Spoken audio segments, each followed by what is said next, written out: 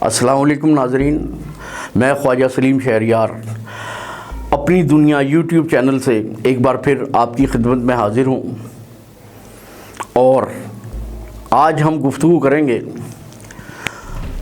پاکستانی وزیر اعظم عمران خان کی سالگرہ پر جو چائنیز صدر میں انہیں مبارکباد کا پیغام بھیجا ہے۔ اصل میں وہ پیغام عمران خان یا پاکستان کے لیے ہے یا ان دشمن ممالک کے لیے جو پاکستان اور چائنا کے خلاف برسر پیکار ہیں۔ چائنیز صدر کا ایک بار پھر اس بات کو دہرانا اس بات کی دلیل ہے کہ چائنیز عوام اور چائنیز صدر پاکستان کے بارے میں کیا خیالات رکھتے ہیں۔ چائنیز صدر نے ایک بار پھر اس عزم کو دہرایا ہے کہ دنیا کے حالات چاہے کیسے ہی رہیں، پاکستان اور چائنا کے تعلقات ہمیشہ قائم رہیں گے، ہماری پاک چین دوستی قائم رہے گی۔ خط میں اصل میں چائنیز صدر ان لوگوں کو متنبہ کر رہے ہیں جو پچھلے دنوں ہونے والے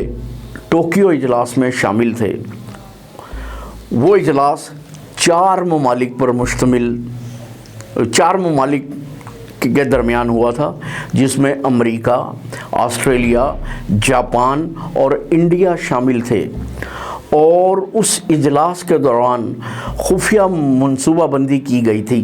جو چائنا اور پاکستان کے خلاف تھی۔ خاص طور پہ جو چائنا اور پاکستان سی پیک معاہدے کو مکمل کرنے جا رہے ہیں۔ ناظرین، آپ جانتے ہیں کہ امریکہ اور انڈیا جب سے یہ سی پیک معاہدہ ہوا ہے ان کی نیندیں حرام ہو چکی ہیں، اور وہ اس معاہدے کو ختم کرنے کے درپے ہیں۔ تو یہ خط اس بات کی نشاندہی کر رہا ہے، اور اس میں کھلا پیغام ہے ان ممالک کے لیے جو پاکستان اور چائنا کے درمیان سازش کر رہے ہیں۔ آپ نے دیکھا ہوگا کہ ابھی پچھلے دنوں پاکستانی وزیر خارجہ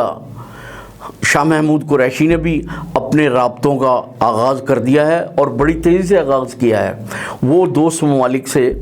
فون پر تبادلہ خیال کر رہے ہیں۔ پہلے انہوں نے متحدہ عرب امارات، سعودیہ کے وزرائے خارجہ سے فون پر بات کی، اس کے بعد انڈونیشیا کے ہم منصب سے بات کی۔ ان فون پہ تبادلہ خیالات کا مطلب یہ ہے کہ ہم اب اپنے جو پاکستان کا ماضی میں آپ نے دیکھا ہے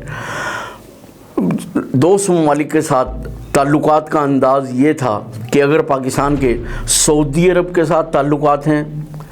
تو ترکی کے ساتھ سرد مہری ہے، متحدہ عرب امارات کے ساتھ اگر تعلقات اچھے ہیں تو شام کے ساتھ تعلقات صحیح نہیں ہیں۔ اسی طرح سے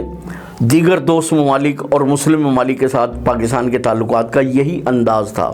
لیکن اب لگ یہ رہا ہے کہ پاکستانی حکومت اور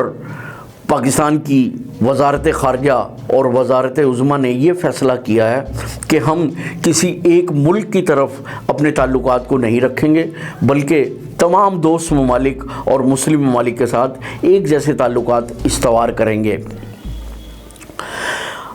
اب میں آپ سے ایک بات کرتا چلا جاؤں، پاکستان کے وزیر اعظم کی جو پالیسیاں ہیں وہ کامیابی کی طرف گامزن ہیں۔ اس کا کھلا ثبوت یہ ہے کہ پاکستان کے کسی بھی وزیر اعظم نے پچھلے کچھ سالوں سے یورپ کے ممالک کا دورہ نہیں کیا، لیکن اب جرمنی کے سربراہ نے پاکستانی وزیر اعظم عمران خان کو جرمنی کا دورہ کرنے کی دعوت دی ہے۔ لگ یہ رہا ہے کہ جرمن سربراہ پاکستان میں جرمنی کے سرمایہ کاروں سے سرمایہ کاری کروانا چاہ رہی ہیں۔ ان کا ذہن یہ ہے کہ پاکستان میں جرمنی کے دو بڑے کار گروپ BMW اور مرسیڈیز کے کارخانے لگائے جائیں۔ خواتین و حضرات، اگر یہ کارخانے پاکستان میں لگ جاتے ہیں تو نہ صرف یہ کہ پاکستان میں سرمایہ کاری آئے گی، پاکستان کی معیشت مضبوط ہوگی، پاکستان کی حکومت کے خزانے میں بھی اضافہ ہوگا، بلکہ یہاں ہمارے بے روزگار لوگوں کو روزگار میسر آئے گا اور بے روزگاری کا یہ مسئلہ کسی طرح سے کچھ حد تک حل ہو جائے گا۔ تو اگر اس بات کو دیکھا جائے تو چائنیز صدر کا یہ خط اس بات کی دلیل ہے کہ ٹوکیو میں ہوئے آسٹریلیا، جاپان، امریکہ اور انڈیا کے اتحادی اجلاس میں جو بھی خفیہ منصوبہ بندی کی گئی اس کو ناکام کیا جائے۔ چائنیز صدر کا بظاہر تو یہ خط عمران خان کی سالگرہ کی مبارکباد کے سلسلے میں ہے، لیکن یہ خط کھلا کھلا پنجابی کے اس محاورے کی نشاندہی کر رہا ہے، کہنا تینوں سنانا نونوں، کیونکہ ان کا جو یہ پیغام ہے عمران خان یا پاکستان حکومت کے لیے نہیں، ان دشمن ممالک کے لیے ہے جو سازشی عناصر ہیں اور پاکستان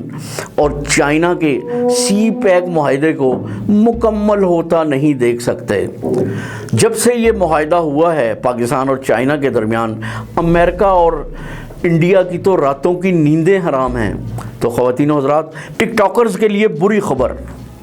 حکومت پاکستان نے پاکستان میں ٹک ٹاک بند کر دیا ہے۔ حکومت پاکستان کا یہ کہنا ہے کہ ٹک ٹاکرز جو ویڈیو بنا رہے تھے وہ غیر مناسب، لچر، فحش اور گالی گلوچ پر مبنی تھی۔ ان کو بارہا اس بات سے منع کیا گیا کہ اپنے معیار کا خیال رکھیں اور غیر معیاری ویڈیوز نہ چلائیں، لیکن اس بات پہ کسی طرح بھی عمل درآمد نہیں ہو رہا تھا۔ تو اس بات کو دیکھتے ہوئے یہ اقدام اٹھایا گیا ہے اور ٹک ٹاک پاکستان میں بند کر دیا گیا ہے۔ اس سلسلے میں جب ٹک ٹاک سے وابستہ لوگوں سے رابطہ کیا گیا تو جو پاکستان میں ٹک ٹاکر کی سب سے بڑی خاتون ہیں جنت مرزا، ان کا یہ کہنا تھا کہ ایک طرح سے تو یہ اقدام بہتر ہے کیونکہ ٹک ٹاک پہ کوئی بہتر مواد نہیں آ رہا تھا اور خواتین اس کو پسند بھی نہیں کر رہی تھی کیونکہ اس میں بہت غیر مناسب مواد ہوتا تھا، لیکن اس سے لوگوں کا روزگار بھی وابستہ تھا، اس لیے اس کو بند نہیں کرنا چاہیے تھا، معیار بہتر بنانا چاہیے تھا، ویڈیو غیر معیاری نہیں چلانی چاہیے تھی۔ اور عوام کا بھی یہ کہنا ہے، جو لوگ ٹک ٹاک کر رہے تھے ان کا یہ کہنا ہے کہ اگر آپ ہماری شکل و صورت پہ جائیں تو ہماری شکل و صورت تو کچھ نہیں ہے، لیکن ٹک ٹاک کی وجہ سے ہمیں ایک روزگار مل گیا تھا جس سے ہمارے گھر کا چولہا چل رہا تھا۔ یہ اب ہم لوگ بے روزگار ہو جائیں گے تو ظاہر ہے ہم بھی حکومت کے خلاف مظاہرے کرنے کے لیے سڑکوں پر آ جائیں گے۔ اور ان لوگوں کا جو ٹک ٹاک کے مخالف ہیں ان کا یہ کہنا تھا